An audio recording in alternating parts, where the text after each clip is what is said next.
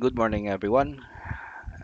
I am Mr. George Roy Juarez, and I'm a volunteer Red Cross First Aid instructor of the Philippine Red Cross Iloilo chapter and a full-time staff of this university.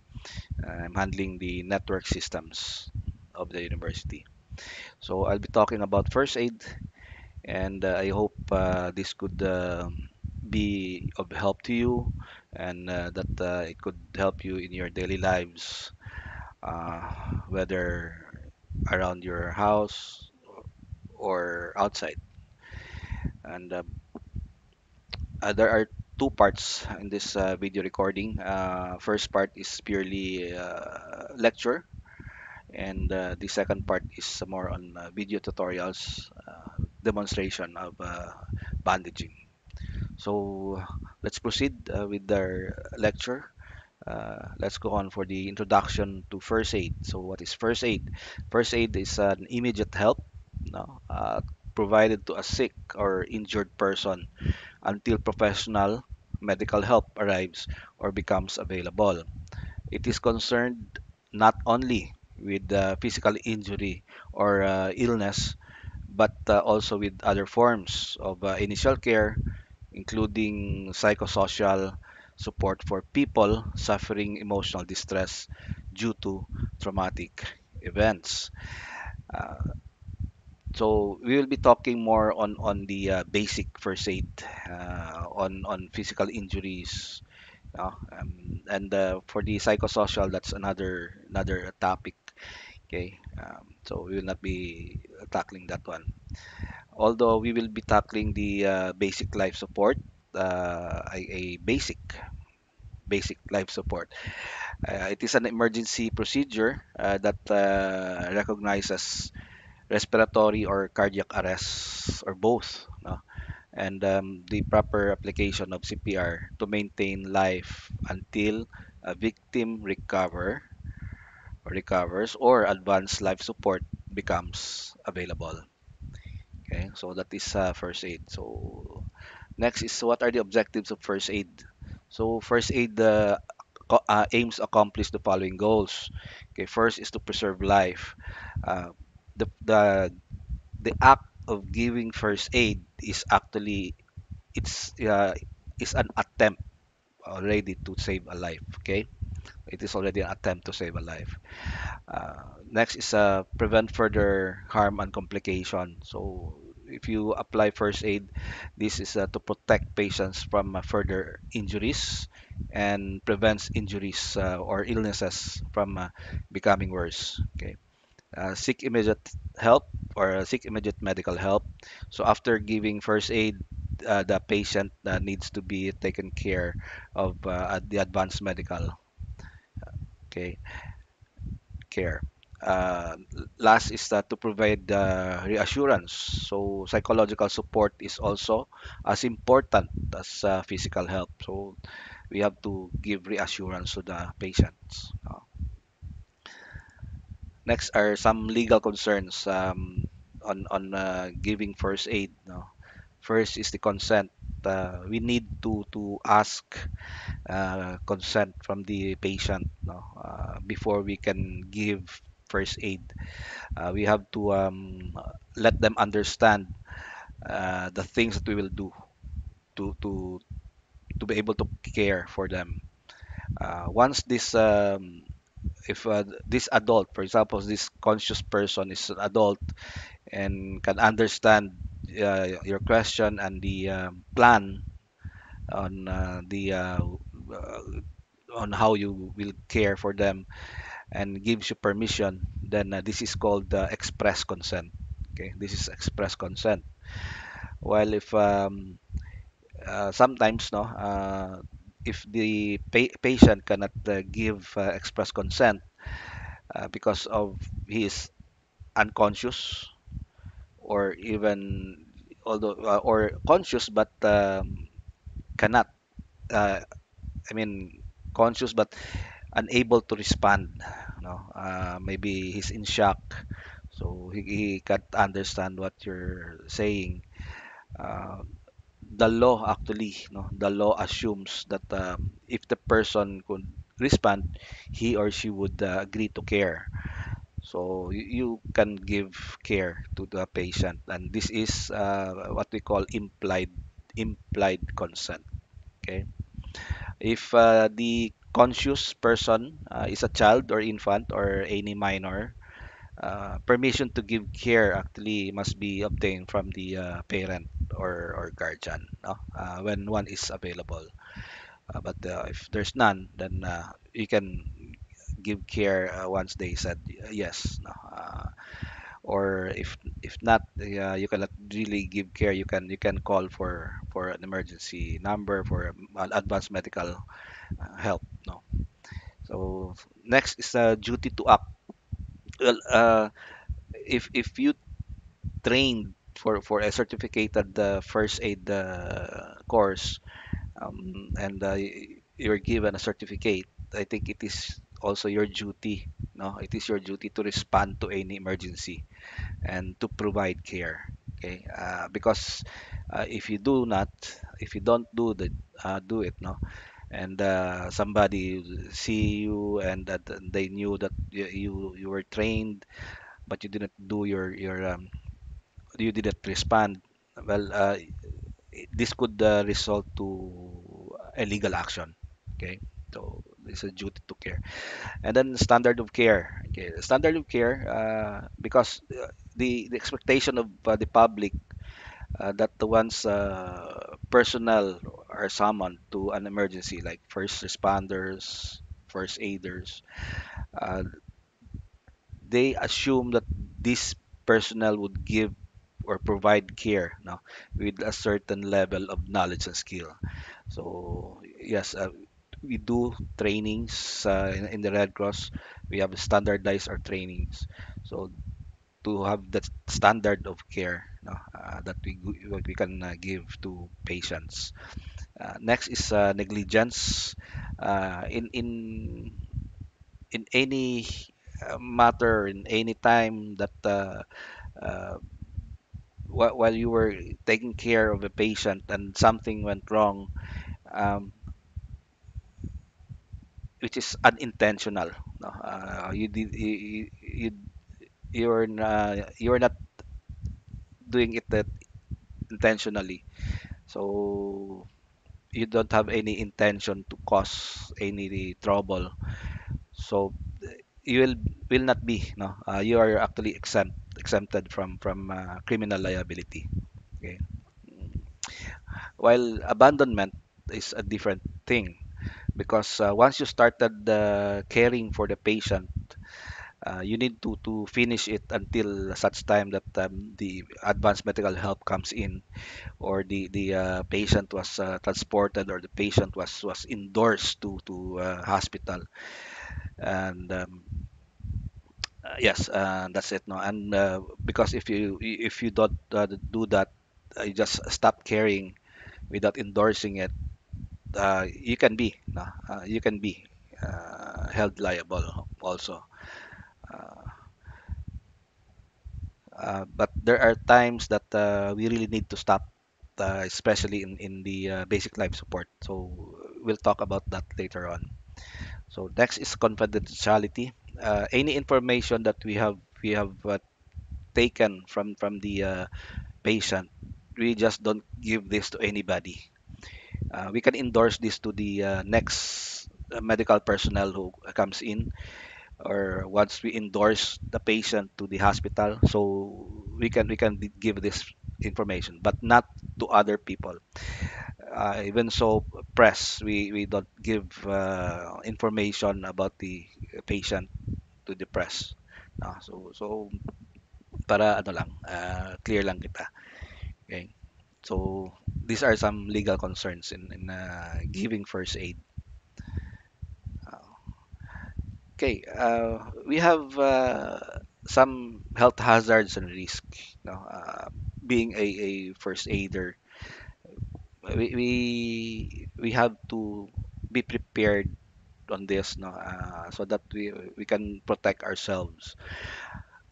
These common transmittable diseases can be contracted in or contacted in different ways. Uh, First is through direct contact.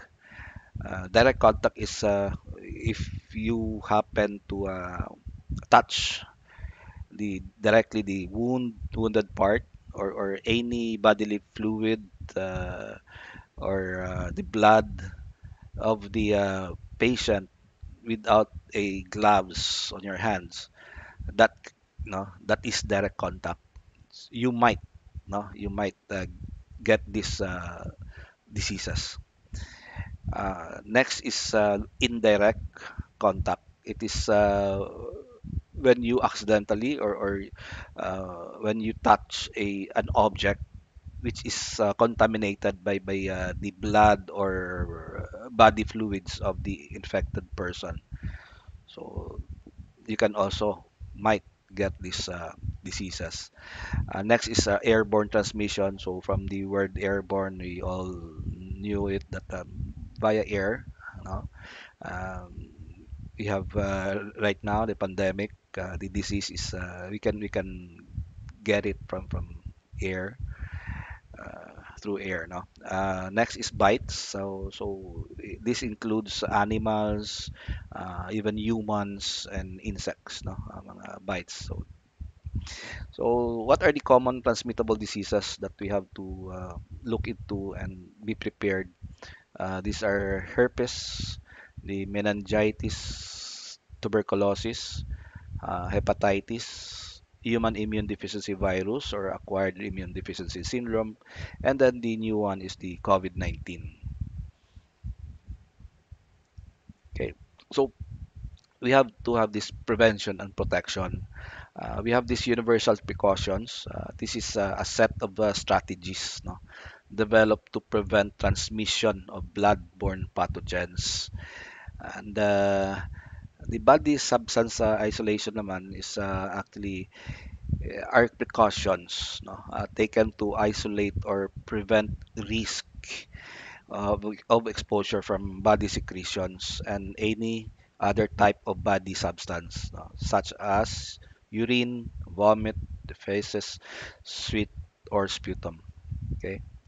While the personal protective equipment naman, or PPE, are specialized clothing, equipment, and supplies that keep you from directly contacting infected materials. We have here a sample PPEs. Okay, it's a level one. This one is level one. Just mask, face shield, or eye goggles, and then the gloves. No? While this one on the middle and the one weared by this other person here, this is PPE level two. Okay, this is PPE level two because he's wearing a gown. Okay, so it's only PPE level two. Okay. Oh, okay. This is a short video on how to actually it's more on how to remove your gloves. No, once you wear a gloves, and after you took care of the of an injured person, you need to take off that gloves, right? So this tutorial is basically is on how to remove your gloves correctly. Okay, so let's watch it. Hi, um, I'll be showing to you one of the basic PPE, the um, how to wear and remove gloves. So I have here a pair of examination gloves. I'll just wear it. Actually, how we wear it, it's pretty much basic. Just like wearing any ordinary gloves.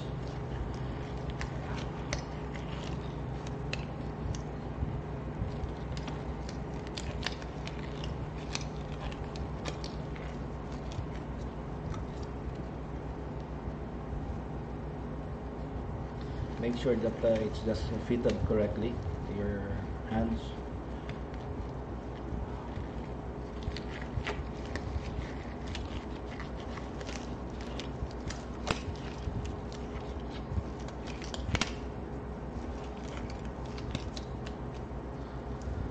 Okay, so about it. So then you continue on giving care on a injured person. After you give care on an injured person, you just don't remove it immediately, especially these times pandemic, and even in the normal days before pre-pandemic.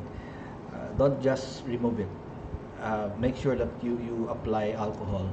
You spray alcohol on both gloves before you remove. Okay, so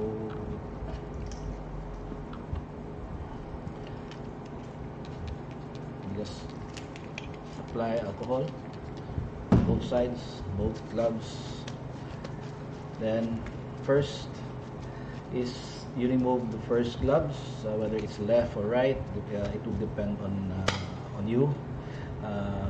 You just pinch somewhere near the wrist. Okay, you pinch gloves here. Make sure that you don't touch, or make sure that the other hand doesn't touch the skin, your skin. Okay, so pinch somewhere in the wrist, then pull it off, so it would be upside down. And after that, you put it for safety, you hold it by the other gloves, so it's inside. Now the second part is quite tricky because you don't have any protective gloves in here anymore on your other hand. So make sure that you don't touch any of this outside part of the other gloves. So how would you remove the other gloves without pinching? Because if you pinch it on the outer part, you'll contaminate your other hand. So use two fingers. Use two fingers, slide it inside the gloves, under the gloves. Okay. If it's quite fitted, you can use one finger. Okay. Inside inside the gloves, not outside. Then just turn and then pull it off. So you're not touching the outside part of the second gloves. Okay. So you're still holding the inner part of the gloves. Then you can, if you want, you can again spray alcohol in it and put it on a hazardous material bin or garbage bag. Okay, so that's how you remove your gloves. No, make sure that you don't contaminate yourself. Let's move on to the okay. Let's move on to the next. Okay, so we'll move to the emergency action principles of first aid. So emergency action principles. First, we have to size up the scene. Okay, we have to size up the scene so that we know what to do. No? Okay, hold on.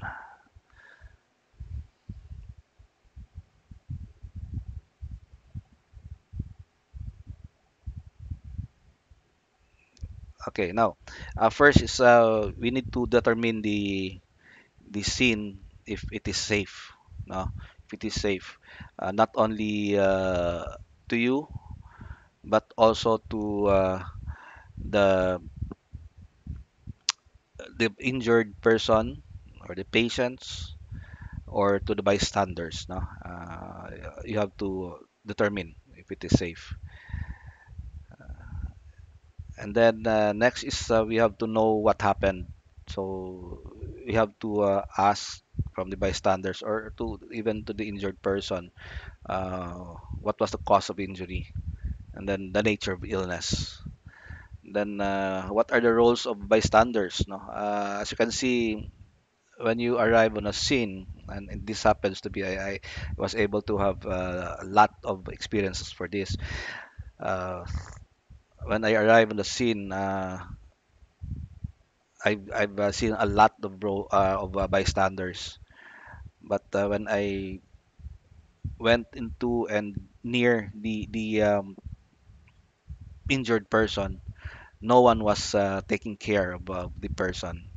So after I checked the scene that is already safe, and I can give certain care to that person, then I went in and uh,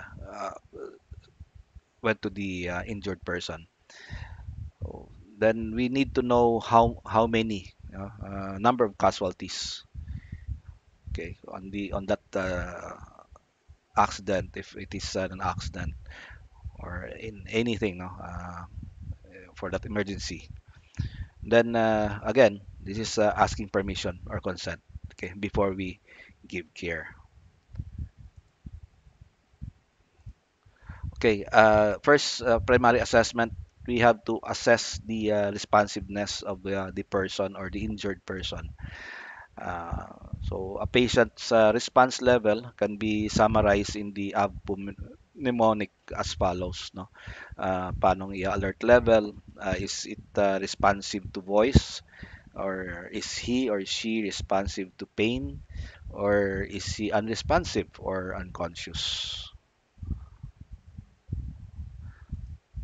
So okay, it's a short video on how to check responsiveness and how to do the look, listen, and feel. Okay, Yes,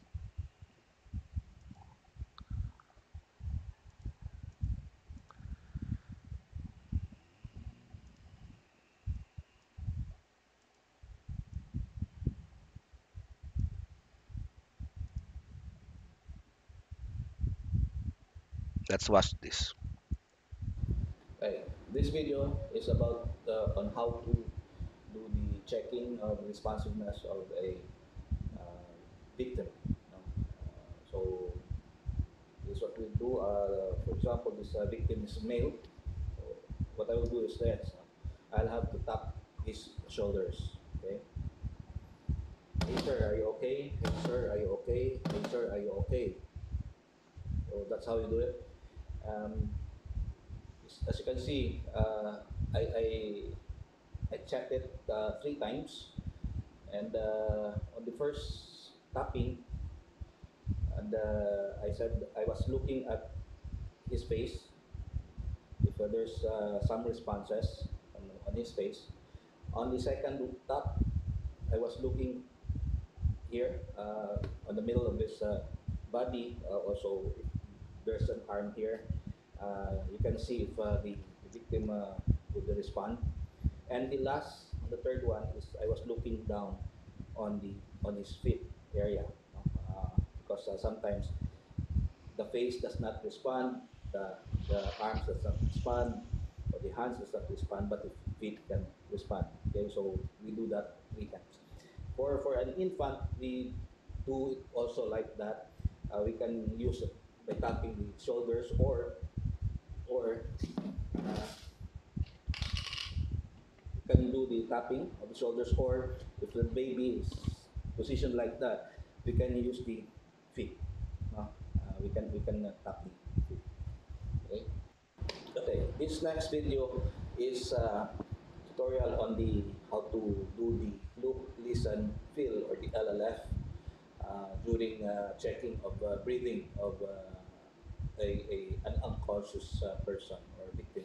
Okay, so first is you again position yourself from between his shoulder and the hips or waistline, and you do the head tilt chin lift, okay, and do the LLF.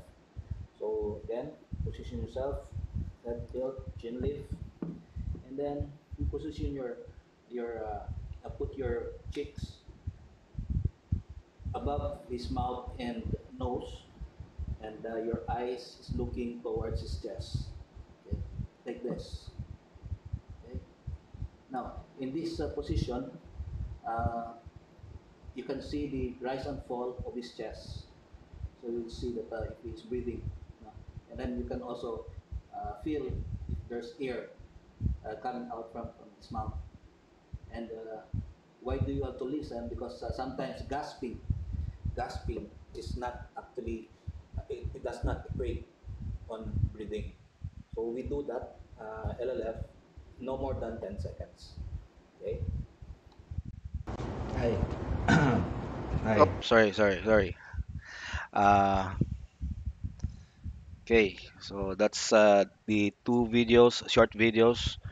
The first is the how to check responsiveness, and the other one is how to do the look, listen, and feel.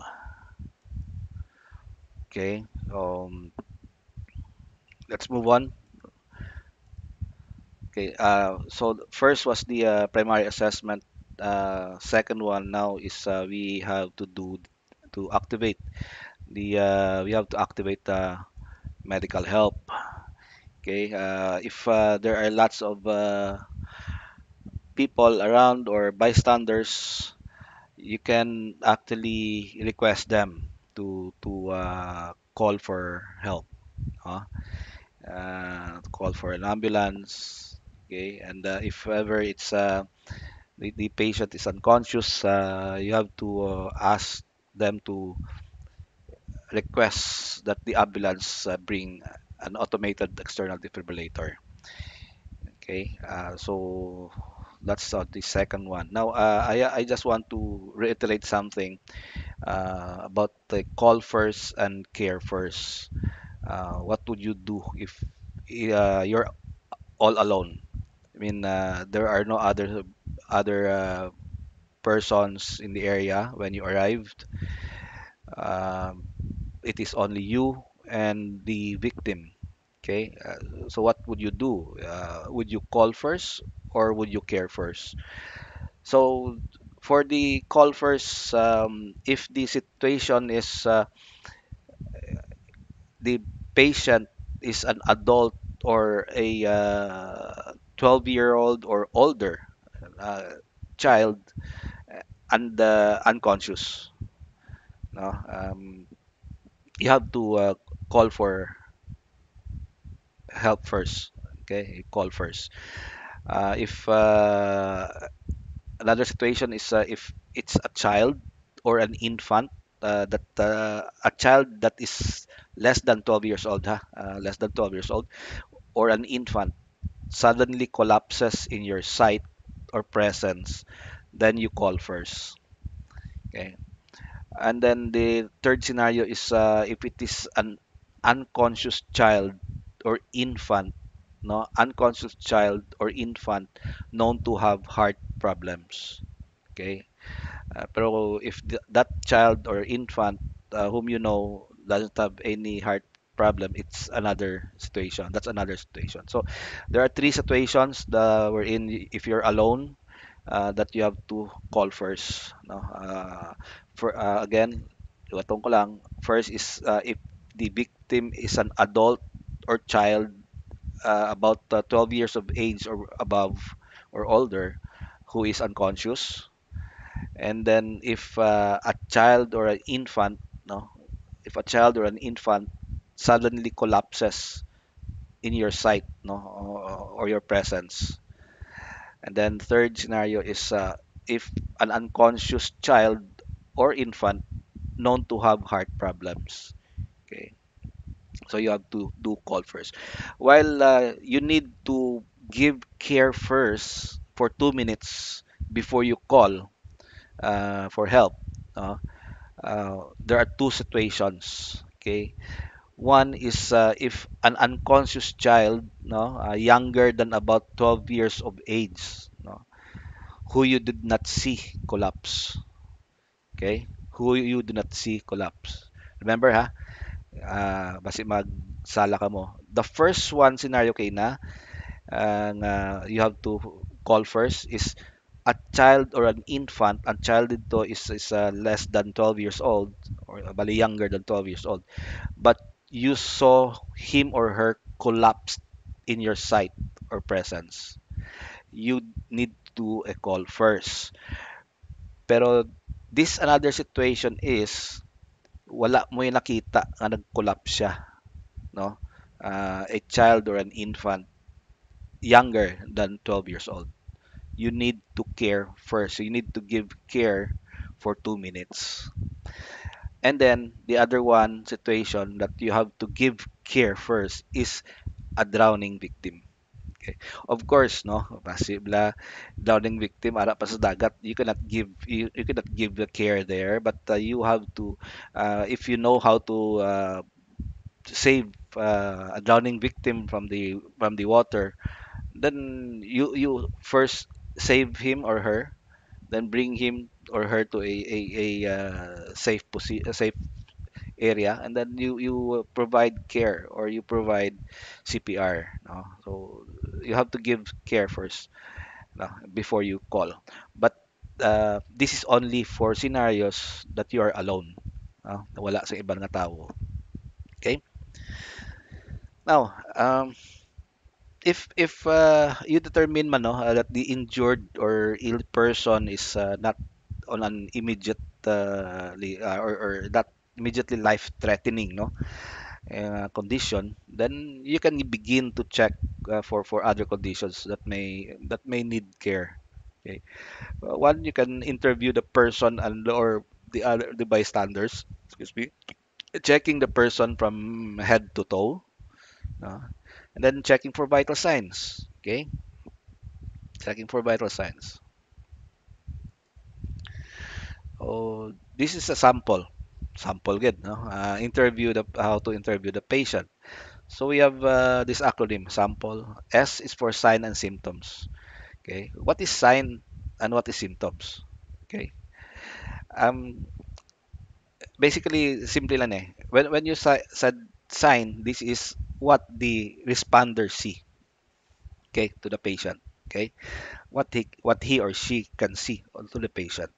This is sign. Excuse me. While symptoms is what the patient feels, no? Nga nga batsagan niya. Okay. So very basic, no? Hindi yung pag intertwined or pag ano na yung sign and symptoms. Hindi ka magsalas na. Simple lang.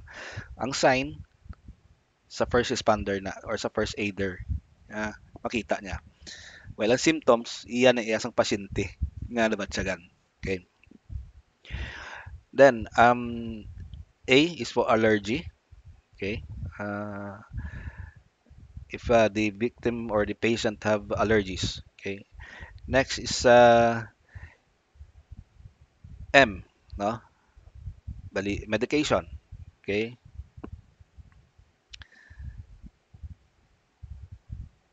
Any medication? When was the last medication he or she had? Like basi may medication sa diabetes, may medication sa high blood, no man bla. Then what is his or her past medical history, no? And then when was his or her last meal? Okay. Um, then E is for event prior to the injury. Okay. What was he doing before he got injured? No. So these are just a sample. You can ask this to the um, patient. No? Now, ang head to toe is we do the head to toe because we want to check if there are some deformities or if there are some other open injury that we didn't see at first. Then if there are some tenderness and even swelling on the injured person.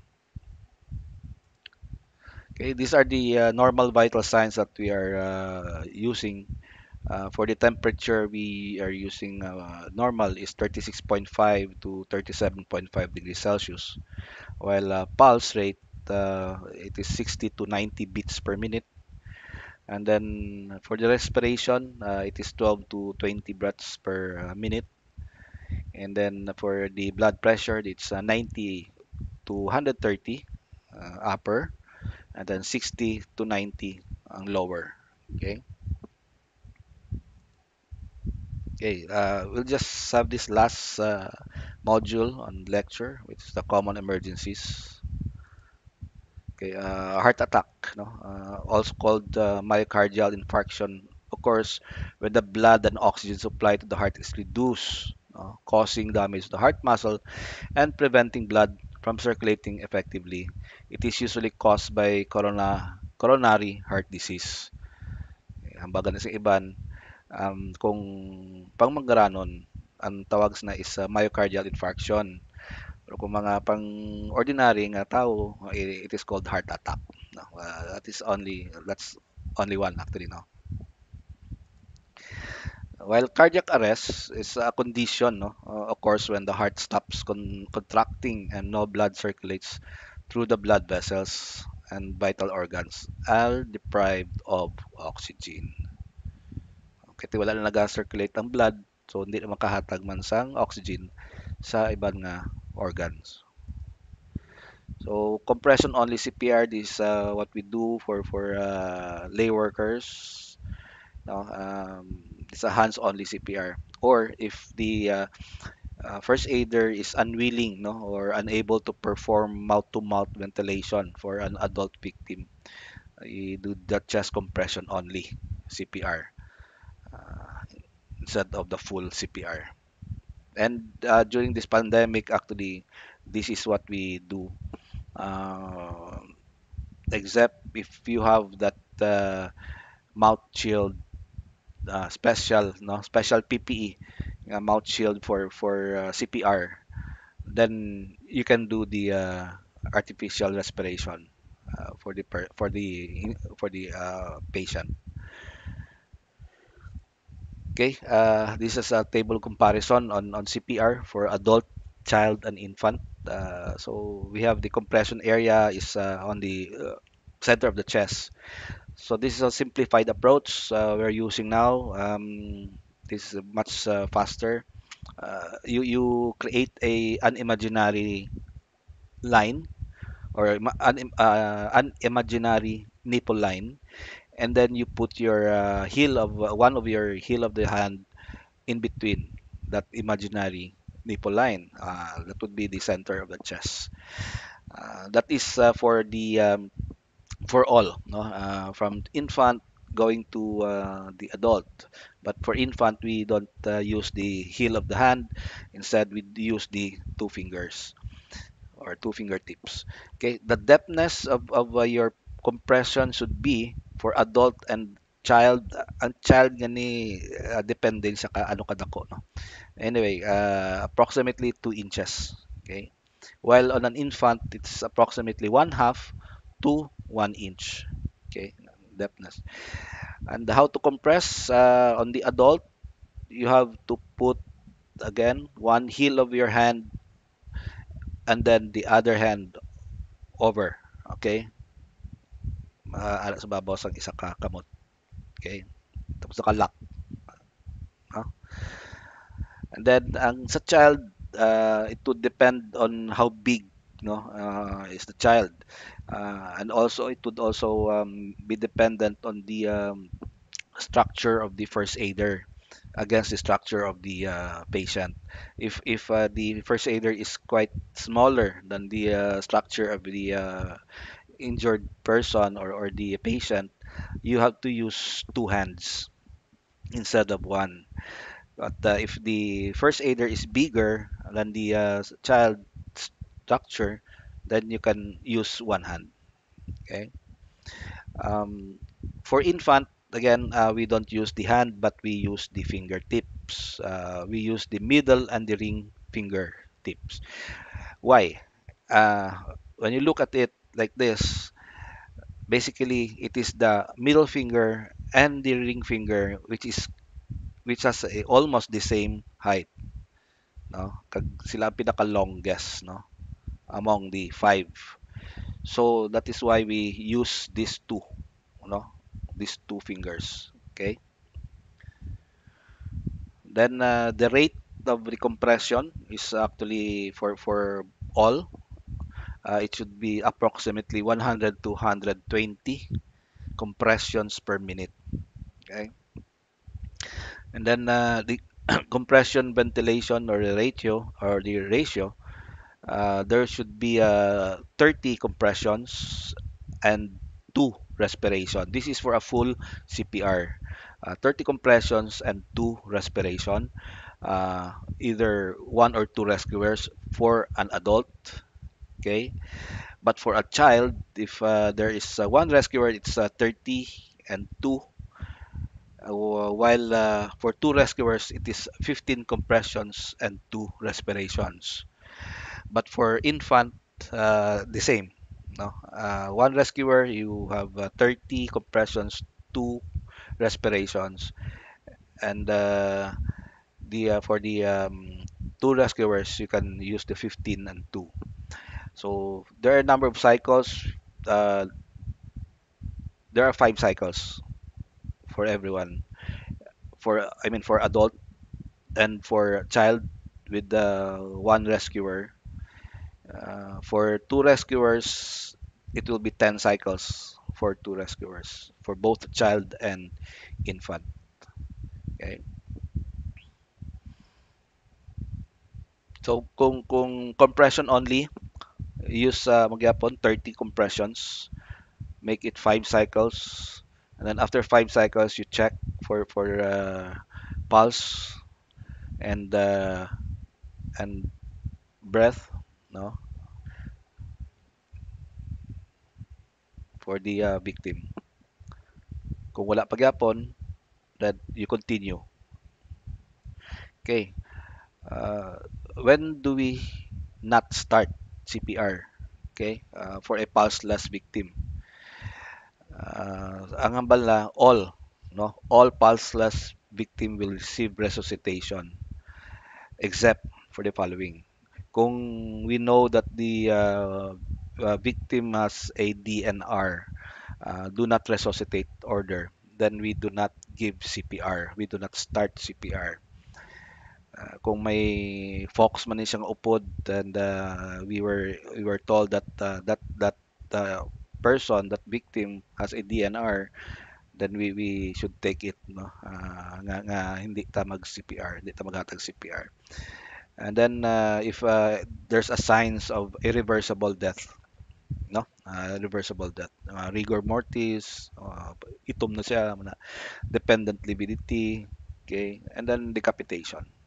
Okay. And then aring hambal na, this is the exception to the rule of abandonment, no. When to stop CPR. Okay. When the victim has already restored circulation and breathing, no, spontaneous na, then you stop CPR. When a medical trained or a trained medical personnel arrive, and then you have turned it over, then that's it. You can stop CPR. And Daria, hindi ka man ano yung as abandonment kay kung exhausted ka na, then you have to stop CPR. Kay basi pati ikaw yung malipong, no? Basi duha na ka mong i-rescuehon. And then if a physician assumes responsibility and if the scene becomes unsafe, okay, you have to stop CPR. Okay, next is foreign body airway obstructions, so also known as choking. So it's a common breathing emergency that occurs, no, when the person's airway is partially or completely blocked by a foreign object, such as a piece of food or a small toy, by swelling in the mouth or throat, or by fluids such as vomit or blood. Yeah. So there are two types of obstruction. We have the anatomical obstruction, when tongue drops back, no, meaning ang dila mismo, and obstructs the throat. No. Other causes are acute asthma, uh, croup, diphtheria, swelling, and whooping cough. Okay. Mechanical obstruction when foreign objects, no, maskin manok, no, pwede na, lodge in the pharynx or airways. Solid or liquid accumulate in the back of the throat. So these are first aids given to choking victim.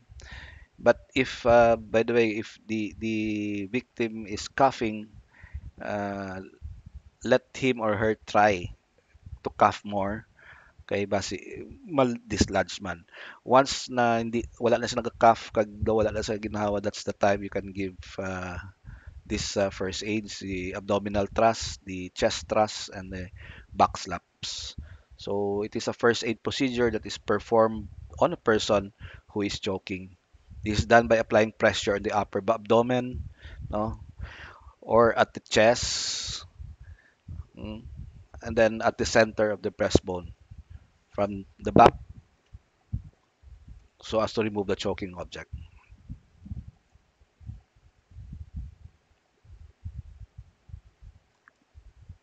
Okay, bleeding and wounds. So bleeding is the loss of blood escaping from circulatory system. So techniques to control bleeding is direct pressure and then pressure bandage. So again, if you do the direct pressure, make sure that you have gloves. You are wearing gloves, or just to be sure, every time you take care for an injured person, it's better to wear gloves. Okay, we have closed wound. A closed wound is a wound where the outer layer of the skin is intact, no? And the damage lies below the surface. So, anong first aid management niya? It's just apply an ice pack, no? I-elevate ang injured part. Tapos, do not assume that all closed wounds are minor injuries. It could probably dako, no? We've heard lots of hazing victims, no? Wala man sang dugo nga nagawa, but damo-damo gid ang itom sa lawas niya. And in fact, damo man nagkalamatay man, no? Help the person to rest, then provide comfort and reassure the person. While an open wound, the outer layer of skin is broken. The break in the skin can be as minor as a scrape of the surface layers or as severe as a deep penetration. Types of open wound, we have the puncture, okay, abrasion, laceration, and avulsion. Okay, first aid management, general care for open wounds includes controlling bleeding, preventing infection, and using dressings and bandages correctly. And then minor open wounds, use a barrier between your hand and the wound. Again, no, gloves is number one. Apply direct pressure, wash abrasions and other superficial wounds. What will you do? What will you use in washing? You can use a running water, a clean running water, um, or bottled water. Don't use alcohol. Don't use also the hydrogen peroxide. Okay, we don't recommend that anymore. Okay, just use water and soap. Okay, then apply povidone iodine antiseptic solution, or if available, a triple antibiotic ointment or cream. Then cover the wound with a sterile dressing, and then wash your hands immediately after giving care. On major open wounds, you have to call the local emergency number and put on PPE, personal protective equipment. Okay. Then control bleeding by applying direct pressure or employing, kung may ala sa inyo, a pressure bandage. Monitor airway and breathing. Then, in cases where the injured party is in shock, keep him or her from experiencing chills or feeling overheated. Have the person rest comfortably and provide reassurance, and then wash your hands immediately after giving care. Okay, we have this dislocation and fracture. ang first aid management for dislocation ang fracture is rest and immobilize ninyo, apply cold pack, then you elevate the injured part. Okay, fainting is a partial or complete loss of unconsciousness resulting from a temporary reduction of blood flow to the brain. Okay, first aid management, position the victim on his or her back, keep the victim in lying position, no? Loosen any restrictive clothing such as a tie or a buttoned up collar. Check for any other life-threatening and non-life-threatening conditions. Do not give the victim anything to eat or drink. Okay, so okay, that was the last module. We now move on to our next part of this video. Hold on. Okay, so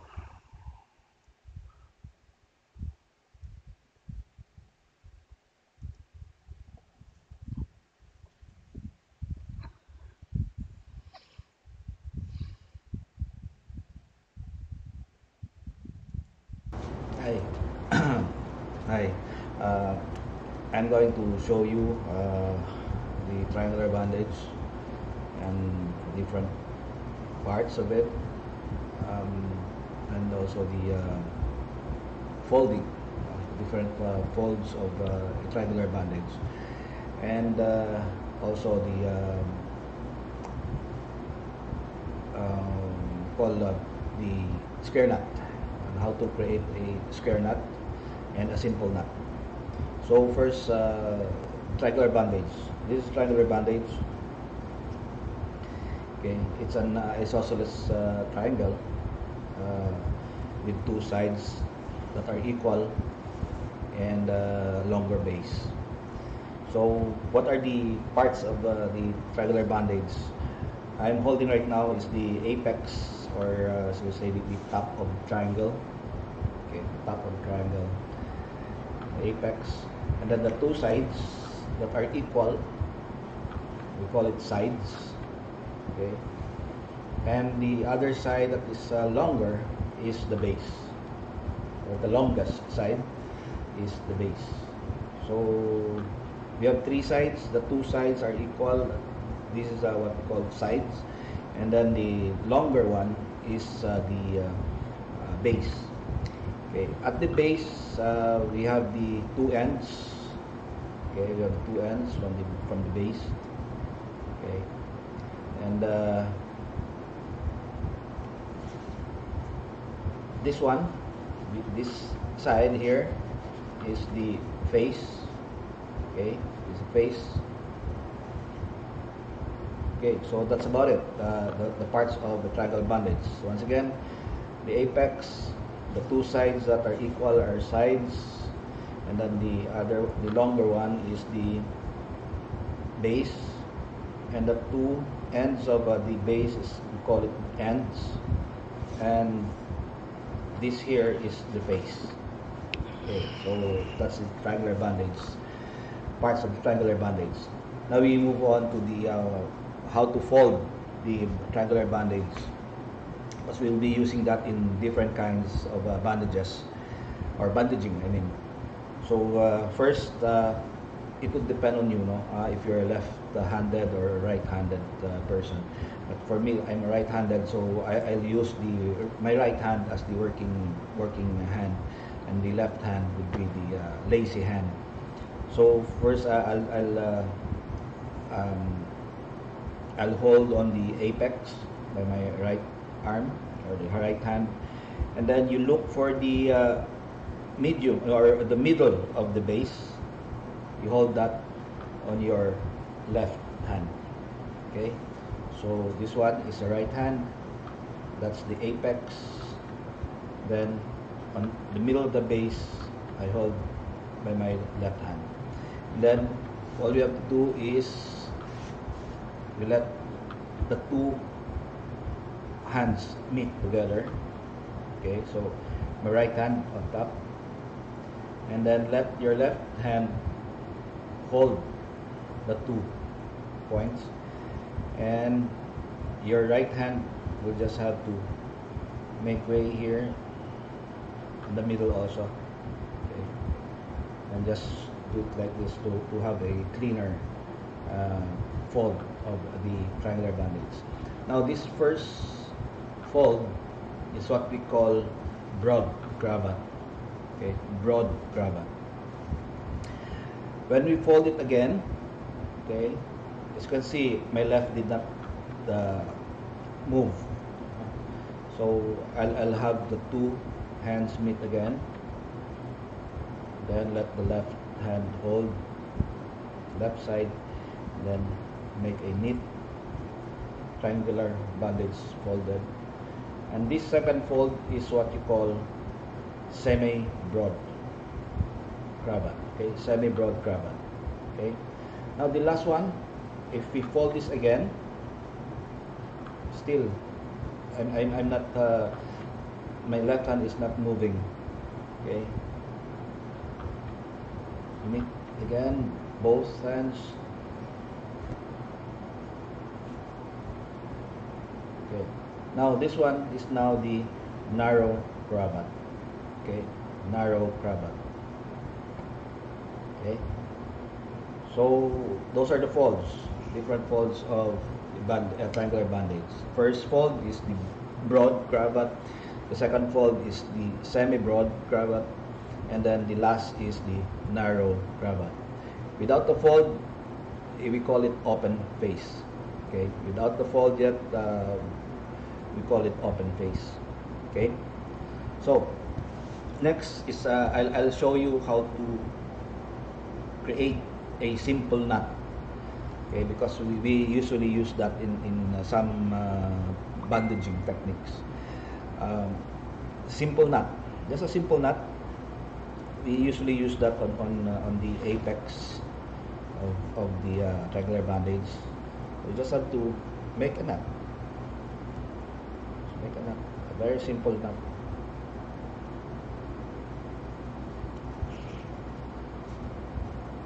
That's it. In layman's term, or so say we call it bohol knot, bohol knot. Okay, so that's simple knot. Now the most used knot in which I'll be teaching you next is the square knot. Okay, I don't know if some of you here, I believe some of you here have happened to be a Boy Scout or Girl Scout, or even an RCY before. So for sure you know what I'm talking. The square knot. Okay. So here, as you can see, I'm holding on my left hand one end, which I put some black ink on it, and then on my right hand is basically just white. Okay. So when we do this, we can maybe we can start with what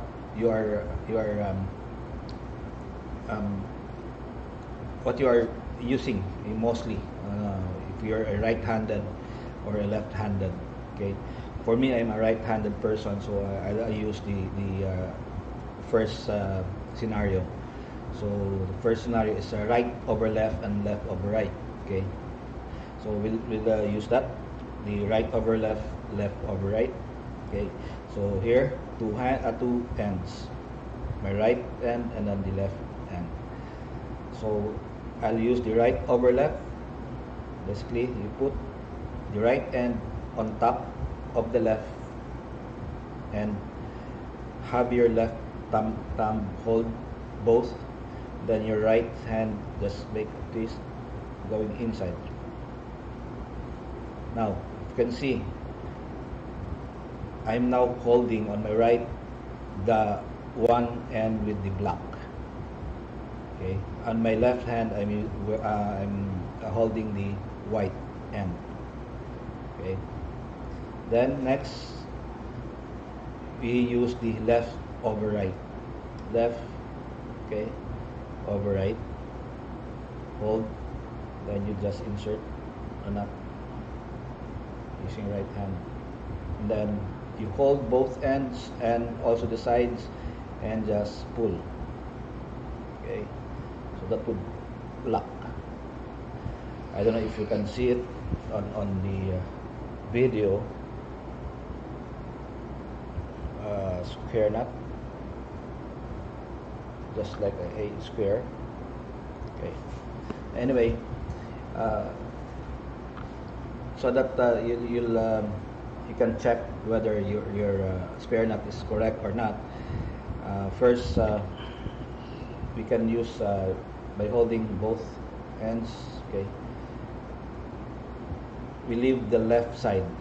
Okay, let's leave the left side, and then the left hand would hold the right end. And then you pull this both,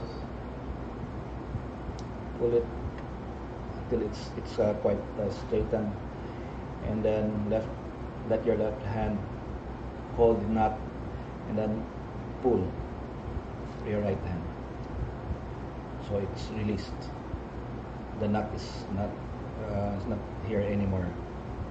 Okay, let's do the second scenario when if you are the left-handed. So we use the left over right. Okay, left over right. Okay, and insert, and right over left. Insert, pull, set, and let's try it if it's correct.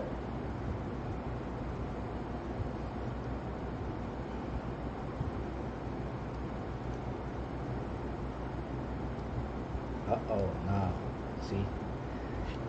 Okay. So make sure when you pull it, make sure that it's quite straightened.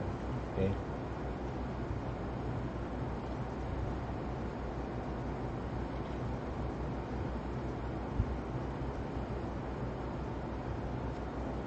Make sure it's straightened before you pull the nut as you release. Okay. Okay, next is the scalp, the bandaging scalp. So hold on. We're using a open face bandage and then putting it on top of the head. This is to hold the dressing if there's a dressing on the scalp, no, or on top of the head. So first open face, you put it on top. Then you create some one or two folds here in front. Uh, the apex is actually at the behind the head. That's where the apex is. So this is the base actually, no. So let's continue. And then all you have to do is just roll it going behind the head, and then you just twist there the back, and then you create the square knot in front. All loose ends must be kept, and then you make it tidy at the back, pulling the apex and rolling up, no? uh, and inserting it at the back.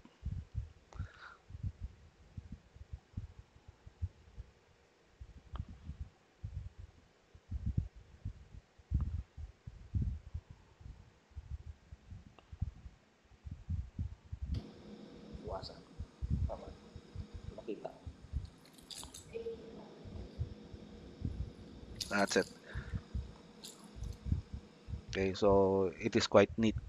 So, Next is the forehead. The forehead is using a narrow cravat. Okay, we'll use a narrow cravat for this type of bandage.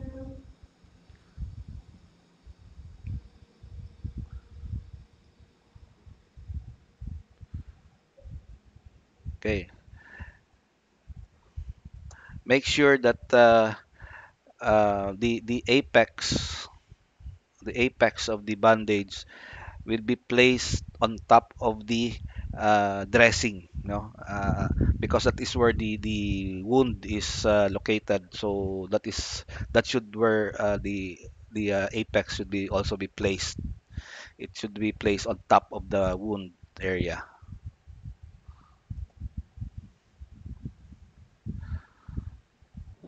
And just twist, and then you create the square knot on top of the wounded area. This will help in the giving pressure and stop bleeding.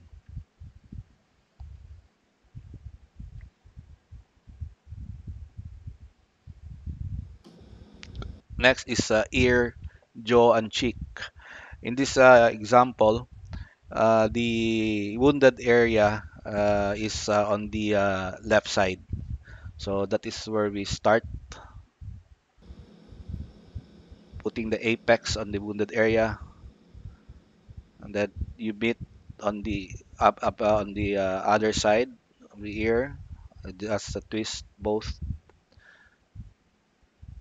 then create the square knot on the left side where the injured area is, or the wounded area is.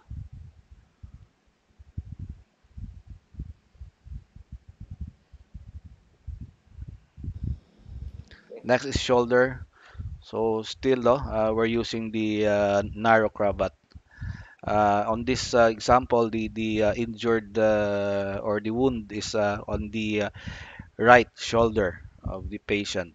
So we put on one end on the left side or left chest of the person. That's it. Then you go up on the shoulder and then down on the armpit of the right side, the injured shoulder.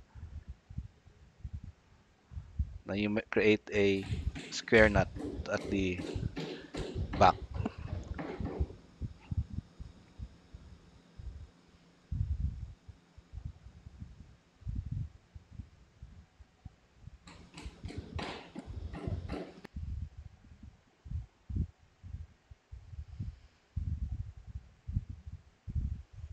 Next is chest.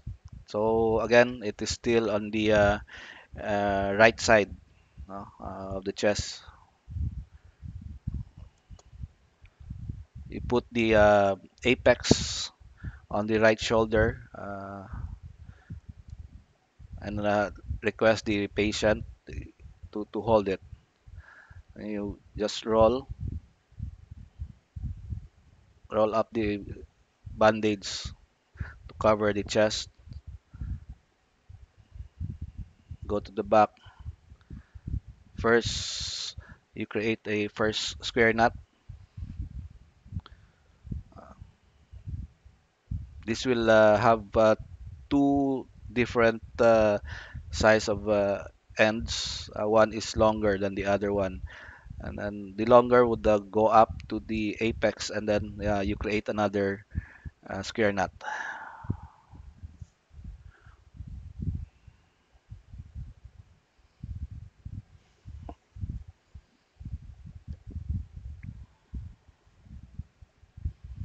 Just tidy it up.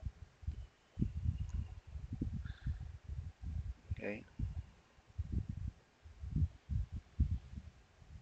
This one is used in forearm, arm, leg, and thigh.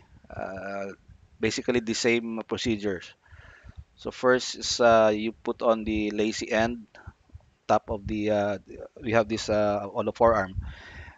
Request the injured patient to hold the one end. Then you just create some rolls going up, about three or four. You put back the first end to make a lock. Then another roll, go back, and you create the square knot. You tie the square knot.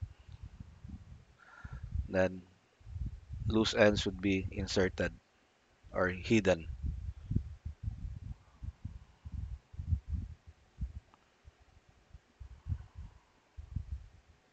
Okay, this is how we put the arm sling.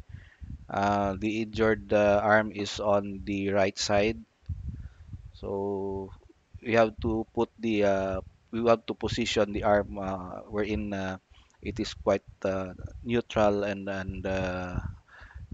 it's that difficult and no for the patient, no, hindi siya masakit. And you insert first, okay. As you can see, the apex was inserted. It was here, apex. It's almost on the elbow part, and then one end is on the left shoulder, and then you fold, bring up the other end on top of the right shoulder. You create the square knot behind the neck.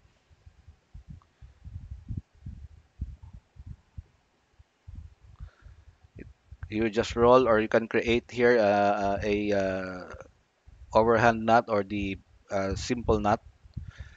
Then the loosen and hide the loose ends. The base, you should make a roll and make sure that you have there are three fingers that can be seen because this is where you check the capillary refill, so that you'll know if the circulation of blood is still circulating normally on the injured arm of the victim.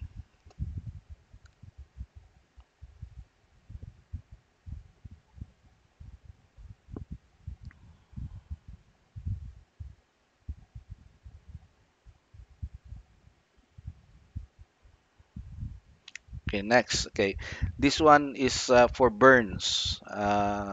This usual burns we have is on the arm. So we will use an open face bandage. After putting some burn ointment and yes, some burn ointment on the burn palm, uh, we now put the open face bandage.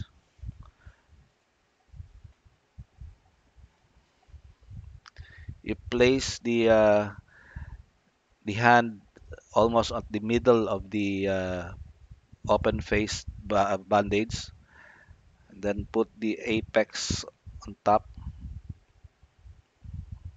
Let the injured person hold it. Then all you have to do is just roll the bandage going in to the palm inward. Okay,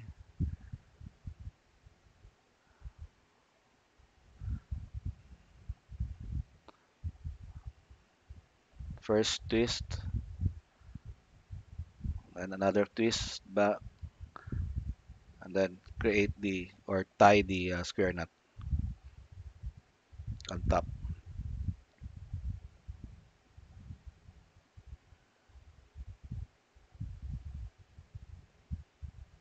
Hide all loose ends. Uh, that's it.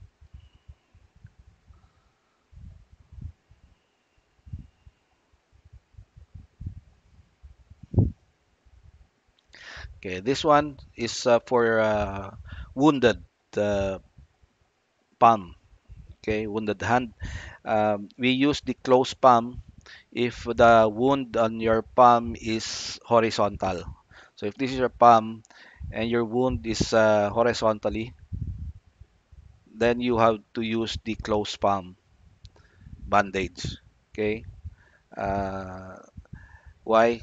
Because if it's horizontal, then when you close it, this would help heal the wound. No? So we're using the closed palm, and the narrow cravat is being used.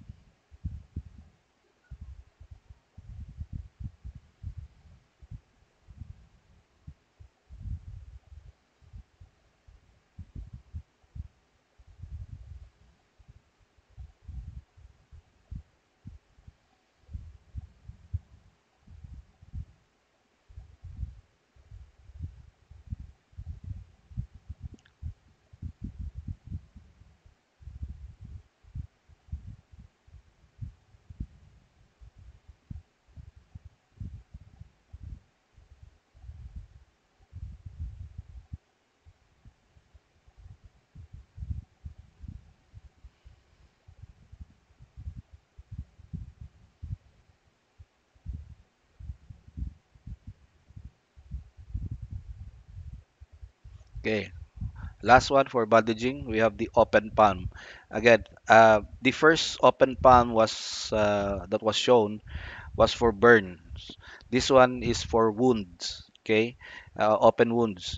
So if you have an open wound on your palm, which is vertical in nature, vertical, you can use the open palm bandage using the narrow cravat.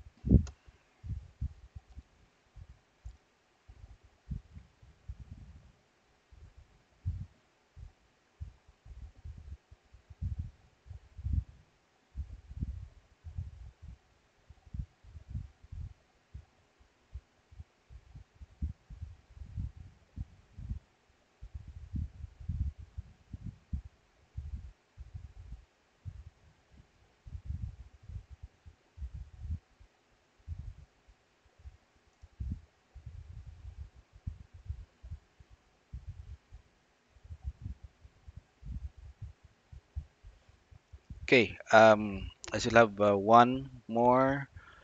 Let me see. Hold on.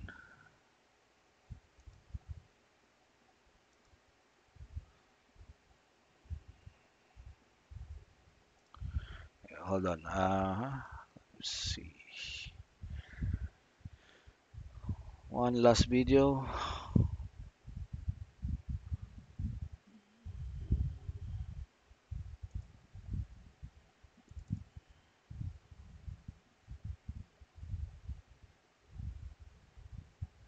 Oh, two more. Two more.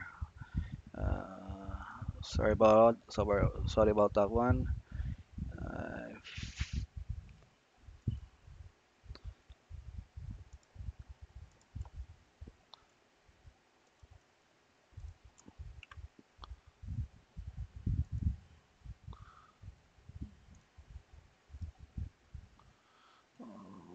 where's the other one? Ay.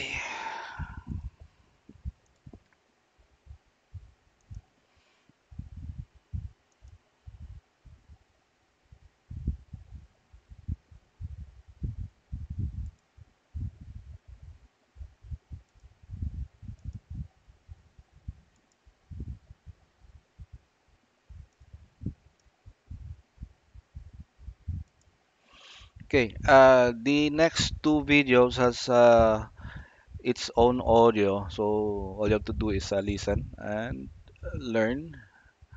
And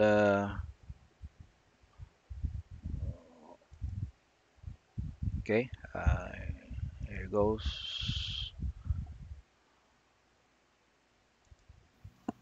Hi everyone, my name is Christopher Camilo, a Red Cross Youth First Aid Volunteer. In this video, I'm going to demonstrate how circular bandaging, named circular, spiral, spiral reverse, figure of 8, and record bandaging. But first, safety first. First will be circular. First step is to roll the elastic bandage 2 times to the starting point. After that, roll it in a circular motion upward until reaching the below level of the elbow.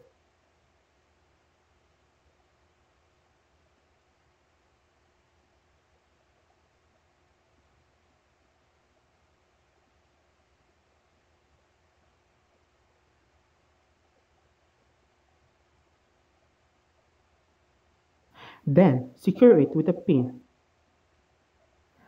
Next will be spiral bandaging.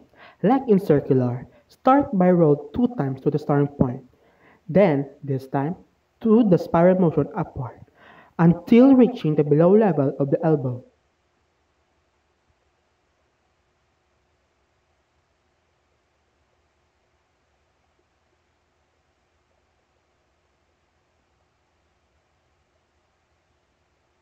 Then, secure it with a pin.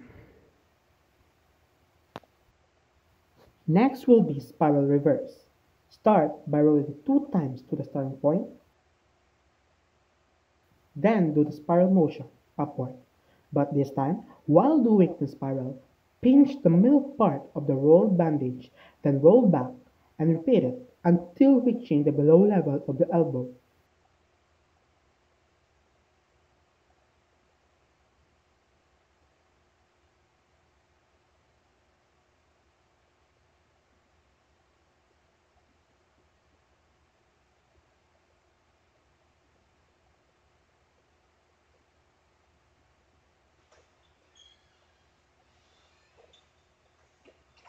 Then secure it with a pin. Next will be figure of 8. This bandaging is situated in the ankle or the elbow area.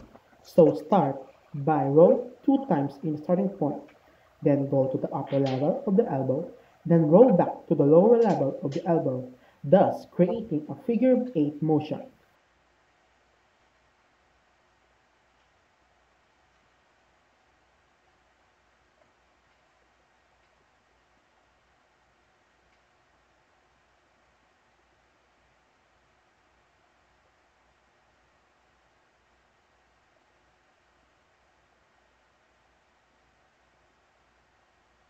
When the bandage runs out, make sure to secure it with a pin.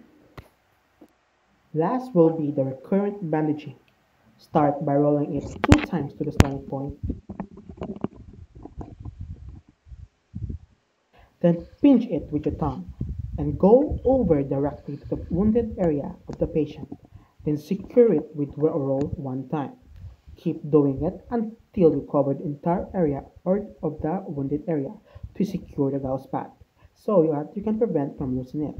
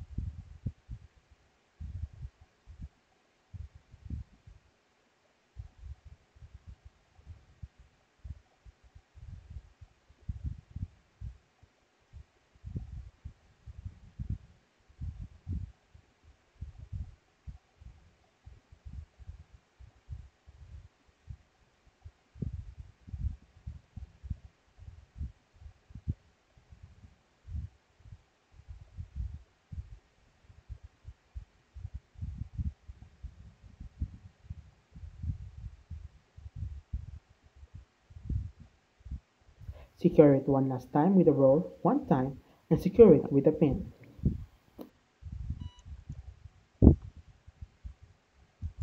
This one, next video is the hands-only CPR during this pandemic. Cardiac arrest can happen anytime, anywhere. You can help save lives with a few simple steps of hands only CPR. If you see an adult or an adolescent suddenly collapse, immediately check the scene for safety. Step 1. Check the person. Immediately approach the victim maintaining a safe distance to start your assessment. Assess if the patient responds to you by asking, "Are you okay?" Step 2.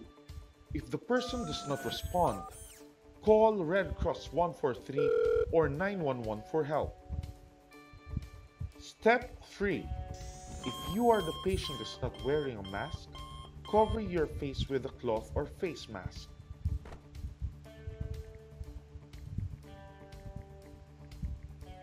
Step 4. Prepare to give chest compression. Place the patient in lying position and kneel beside the patient. Position the heel of one of your hands at the center of the chest and place the other hand on top. Interlace your fingers and lock. Straighten your elbows and lean slightly forward directly over the chest. Push at the depth of 2 to 2.4 inches with a rate of 100 to 120 beats per minute. Step 5. Connect the patient to the automated external defibrillator or AED when available. Do not stop until the patient shows signs of life or until help arrives.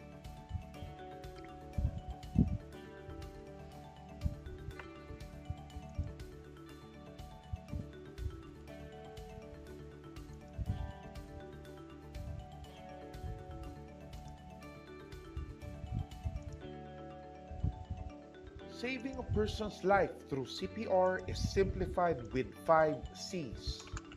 If, by any chance, someone experiences a cardiac arrest, remember to check, call, cover, compress, connect.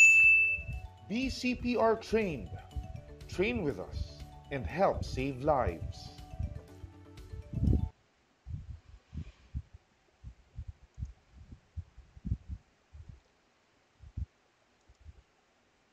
Okay, so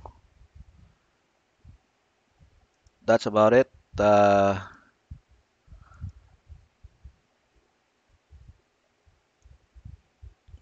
Hold on.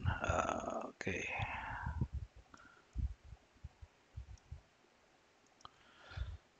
so that's about it.